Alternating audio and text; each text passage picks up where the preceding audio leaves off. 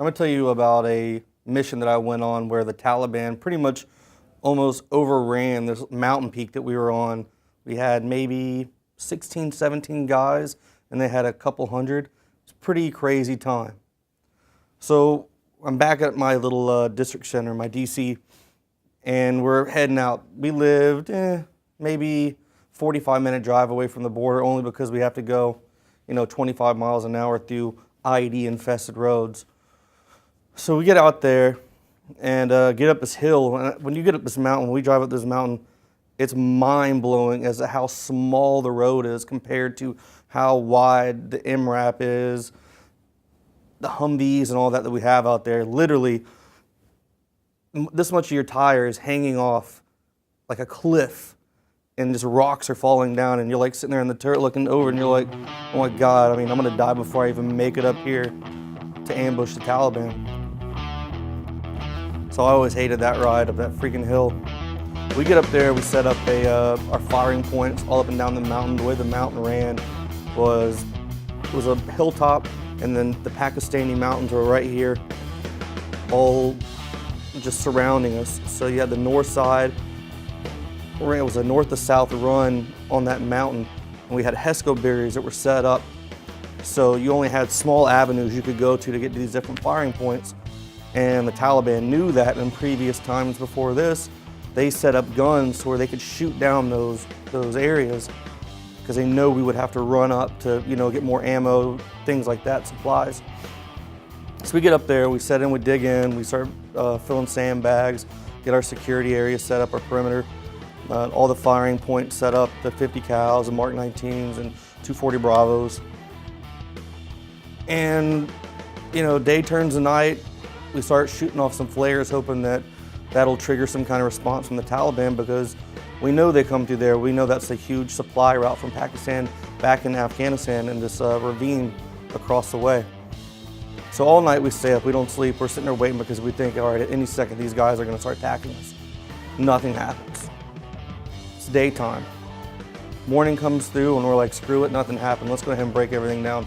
So we start breaking down our firing points. As soon as the last weapon got taken down, I was standing on the back of the flatbed, and people were handing up the ammo crates and the guns to me. As soon as that last gun got brought to my truck, friggin' an air burst went off right overhead, and I dropped and hit the ground, and I'm sitting there like holding my ears with my hands like this, and I'm sitting there like, all right, I'm checking myself. I'm like, all right, what the hell's going on?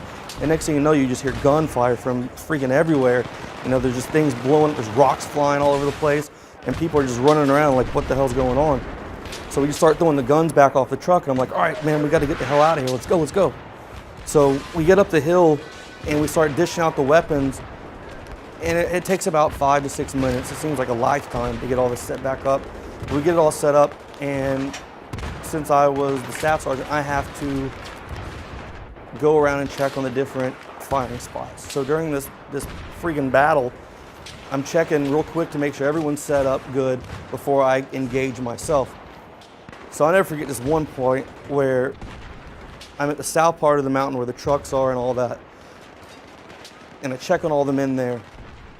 Then I have to go to the north side, and I have to go through this little narrow passageway where there's HESCO barriers that are about 6 foot tall, full of sand, and I'm sitting here leaning against this HESCO wall, like in this little divot, and bullets are just whizzing by my chest, and I'm doing everything I can to just like hold my breath so a bullet doesn't catch me at all.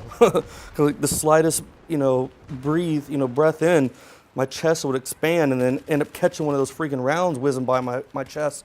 So I'm sitting there like, counting. I'm like, all right, please hurry up, reload. Weapon stops, boom, start running up. I get about 10, 15 seconds, stop again, and I'm leaned against this wall, and there's just bullets. You just see the tracers just whizzing by, and you're just sitting there holding on for dear life, like what the hell's going on? So I finally get up to the northern checkpoint to where I need to be, and I'm able to start laying down suppressive fire as well. I mean, we're shooting out Mark 19s. We've got Chinese rockets coming in. I mean, they are mortaring us. There's heavy weapons fire, small arms fire. I mean, it is nuts. RPGs are coming in all over the place, and it was just complete and total chaos, like the apocalypse was happening. It was just so nuts to be sitting there, and all you see are just these tracers just whizzing by you nonstop, and every second you're sitting thinking like, all right, I'm doing my job, I'm shooting, and then, you see something just whiz right by your face, and you can feel the air sometimes of it whizzing by, and you're like, oh my God, that was close, and you can't help it not, your life kind of flashes before you real quick, and you're sitting there like, what the hell's going on? Next thing you know, it just dead silence. And we're just sitting there looking around, and I'm like checking myself. I'm like, my adrenaline's going so much, my heart's pounding. I'm like, I'm probably shot somewhere. We all check each other, and it quietens down for a minute. Then the rocket fire starts coming in again, and we're sitting there like, all right, what are we gonna do? So we get on the radio, and we call in for a fire mission to some M777 Alpha 2 howitzers that are about 16, 17 miles behind us. So we're sitting there calling in fire missions. We've got these huge 105, 109-pound bullets coming over our head, these rounds, and they're just raining steel down into this valley, just whizzing over our head. And then we have the little birds, the Kiowas, they start coming in and doing gun runs with the Hellfire missiles into the sides of the mountain. I mean, you're talking about sitting there and hearing splash, and you're just waiting for that artillery round to explode. It's just like, and the whole ground is just shaking.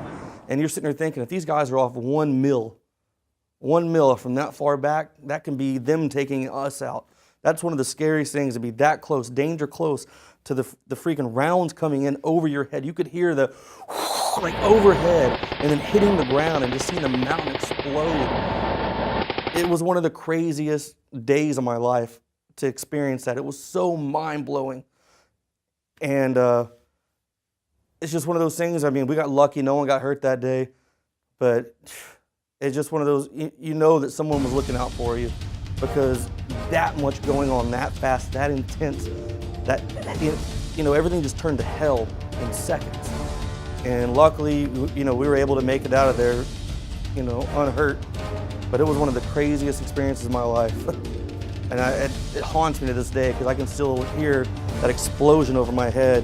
And I'm sitting there dropping into the truck, and I'm like checking myself. I'm like, oh my God, am I still here? I just wanted to share that experience with you guys. I'm Staff Sergeant Joe Biggs, U.S. Army retired, with Infowars.com. You are watching the InfoWars Nightly News, which airs 7 p.m. Central at InfoWarsNews.com. Members can share their passcodes with up to 11 other people, and your support is helping us defend liberty worldwide.